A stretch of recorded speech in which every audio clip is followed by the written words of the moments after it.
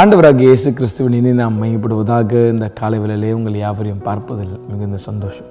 இந்த புதிய மாதத்திலே உங்களை வாழ்த்துவதில் நான் மிகவும் மகிழ்ச்சி அடைகிறேன். இந்த புதிய மாதத்தில் இயேசு கிறிஸ்து தொடர்ந்து உங்களையும் உங்கள் குடும்பங்களையும் உங்கள் கையிட்டு செய்கிற வேலைகளையும் அவர் நிச்சயமாய் தொடர்ந்து ஆசீர்வதிப்பார் என்பதில் எந்த சந்தேகம் இல்லை. இந்த மாதம் முழுவதும் அவரை உறுதியப்படுத்திக் கொள்ளுங்க. இந்த மாதம் முழுவதும் மாத்திரம் இல்லை, ஒவ்வொரு நாளும் அவரோடு நடக்கும்போது, அவரோடு நாம் உறவாடும் பொழுது நம்முடைய வாழ்க்கையை அவர் ஆஸ்வதிக்க அவர் போதுமானவராக இருக்கிறார். இந்த காலவெளியில் ஒரு வார்த்தையை சொல்லி ஆண்டு உங்களை பிளஸ் பண்ண விரும்புகிறாங்க. என்னோடு கூட சேர்ந்து நீதிமொழிகள் 22ஆம் அதிகாரத்தினுடைய 4ஆம் வசனத்திற்கு நேரங்கள் கவனங்களை திருப்பிக் கொள்ளுங்கள். நான் உங்களுக்காக அதை வாசிக்கிறேன்.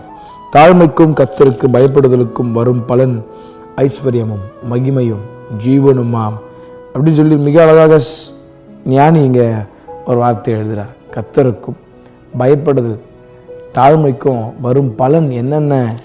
ஐஸ்வர்யமும் மகிமையும் ஜீவனுமா. ஆனால் முதல்ல சொல்லப்பட்டிருக்கிற 2 காரியத்தை நம்ம இன்றைக்கி நிறைய பேர் விட்டுறோம். தாழ்மைன்றது நம்ம வாழ்க்கையில் இருக்கான்னு செக் பண்ணி பார்க்கணும். கர்த்தருக்கு பயப்படுதல் இருக்கான்னு செக் பண்ணி பார்க்கணும். இதெல்லாம் இருந்தால் தான் பின்னாடி கர்த்தர் ஆசீர்வாதத்தையும் தரார். முதலாவது தேவ ராஜ்யத்தையும் நீதியும் தேடுங்கள். எது நீதி? இதுதான். தாழ்மைக்கும் கர்த்தருக்கு பயப்படுதல், அவரை தேடணும், அவரோடு நடக்கணும். இன்றைக்கி ஆனால் most of the people today they just seeking for blessings from God. அவங்களுக்கு வெறும் ப்ராஸ்பரிட்டி மட்டும் வேணும், வெறும் நல்ல சுகம் வேணும், சரீர பலன் வேணும், தீர்காயுசு வேணும். ஆனால் ஆண்டவர் சொல்கிறாரு, என்ன சொல்கிறாரு? முதல் 2 காரியத்தை சொல்கிறார். தாழ்மைக்கும் கர்த்தருக்கு பயப்படுதலுக்கும் வரும் பலன் அப்படின்றார். தாழ்மை இருக்கா நமக்குள்ளே? இன்றைக்கி நம்மளோட எல்லாராலும் பேச முடியுதா? இன்றைக்கி அவங்களோட சக மனிதரோடு உட்கார்ந்து உறவாட முடியுதா?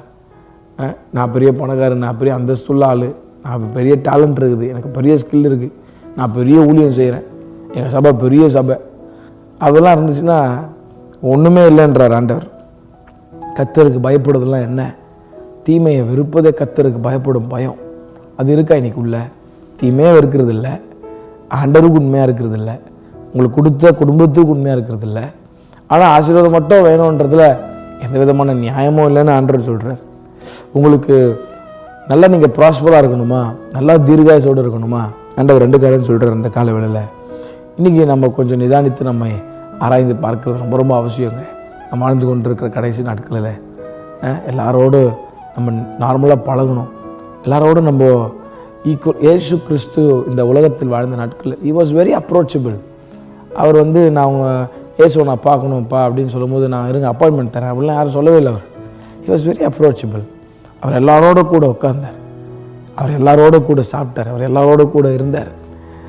ஆண்டவர் பாவிகளை அவர் நேசிக்கிறார் தவிர அவர் பாவத்தை நேசிக்கிறது இல்லை. அதை நல்லா புரிஞ்சுக்கணும். பாவிகளை நேசிக்கிறார், ஆனால் பாவத்தை நேசிக்க மாட்டார். இயேசு கிறிஸ்து உலகத்துக்கு வந்ததே தாழ்மையை சொல்லிக் கொடுக்க தான், கர்த்தருக்கு பயப்படும் பயம் என்னன்னு சொல்லிக் கொடுக்க தான்.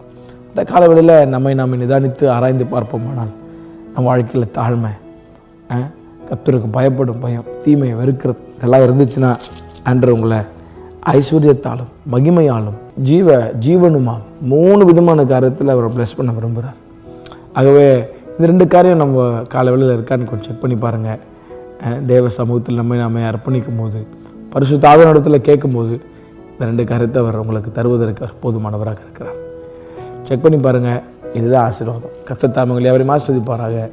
ஆமென்.